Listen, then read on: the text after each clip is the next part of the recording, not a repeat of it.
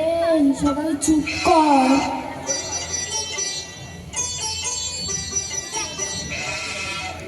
আজ তোদের আমি বাংলা পড়াবো। কবিগুরু রবীন্দ্রনাথ ঠাকুরের লেখা একটি কবিতা হাট। সবাই এবার বাংলা বইয়ের 14 নম্বর পৃষ্ঠাটা খোল। খুললি? এবার বল, কুমোর পাড়ার গরুর গাড়ি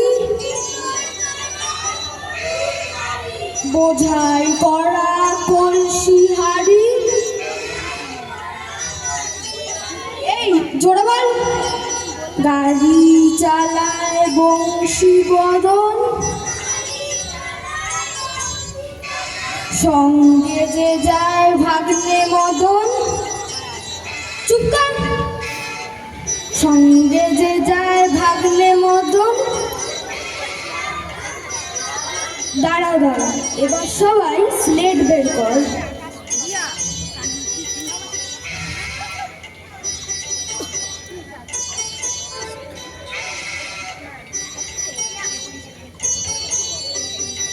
লেখ।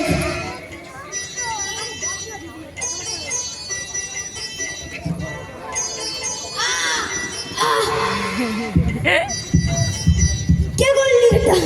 কে করলি? দাঁড়া, আজ তোরা সবাইকে আমি মজা দেখাচ্ছি। দাঁড়া। কেউ পাশে না গেলে না মুখগুলো সবার দেখা যাচ্ছে।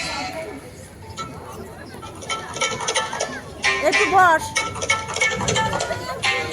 এই এই এই এই এই দাঁড়া দাঁড়া বলছি, দাঁড়া দাঁড়া দাঁড়া।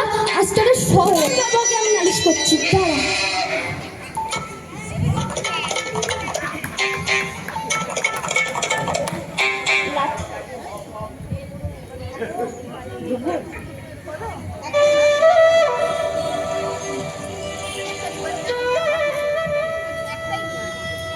ইস, কত সাত করেই না ছেলের নাম রেখেছিলাম সুশীল।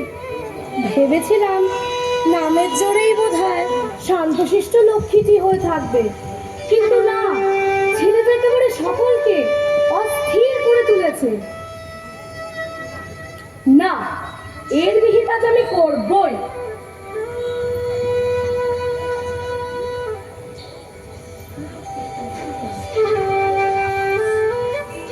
এদিকে সুশীল চন্দ্র তো তার বন্ধুদের সাথে খেলতে থাকে, আর সুবল চন্দ্র রেগে গিয়ে তাদের পিছু নেয়।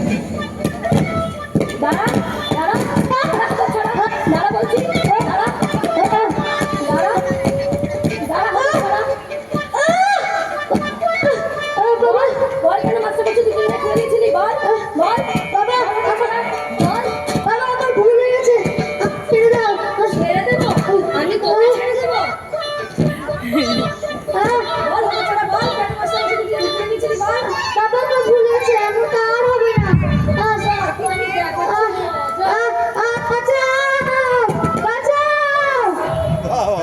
মজা দেখাচ্ছি।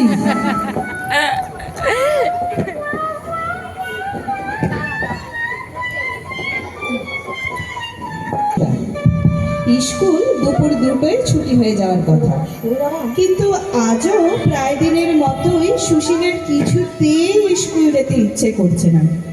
অবশ্য তার দিক থেকে দেখতে গেলে কারণটা ঠিক ফেলে দেওয়ার মতন নয়। এই রে, আজ তো স্কুলে ভূগোল পরীক্ষা, এবার কি হবে? ভূগোল বইটা যে কোথায় রেখেছি তাই তো মনে পড়ছে না। তার উপর আজকে আবার বৈশাখের বাড়িতে বাজি পোড়ানো আছে। না না না না, আজ আমি কিছুতেই স্কুলে যাব না।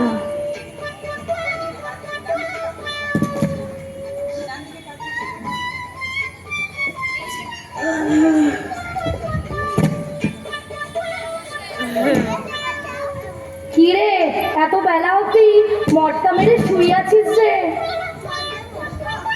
বাবা, আমার এত ব্যথা, আমি আজ স্কুল যেতে পারবো। আচ্ছা, পেটে ব্যথা না, তোমার পেটে ব্যথা আমি বার করছি।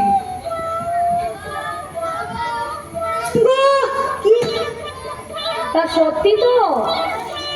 ঠিক আছে, তোকে আজ আর স্কুলে যেতে হবে না, আর বসেদের বাড়ি বাজি পোড়াতেও যেতে হবে না।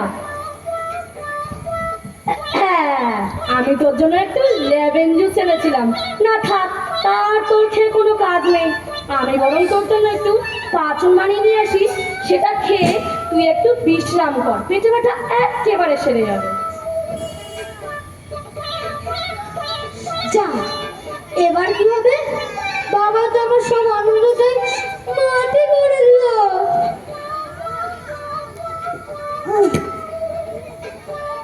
এনে এই পাতনটা খেয়ে নে, পেটে ব্যথা একেবারে সেরে যাবে। না, এমনি এমনিই সেরে গেছে। এই পাচন খেয়ে আর কোনো কাজ হবে না। আমি আজ স্কুল যাব। যাই। না না না না না না, তোর আর স্কুল গিয়ে কোনো কাজ নেই। তুই বরং এই পাচনটা খেয়ে ঘরে একটু চুপটি করে শুয়ে থাক। নে নে নে না, না, নে নে।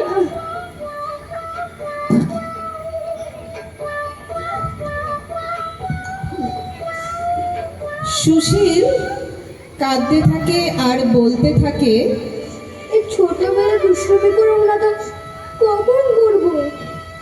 বাবাকে যদি কেউ এমন ভাবে পাচন খাই ঘরে বন্দি করে রাখতো তাহলে বেশ হতো। বেশ হতো। আচ্ছা, যদি আমার বাবার মতো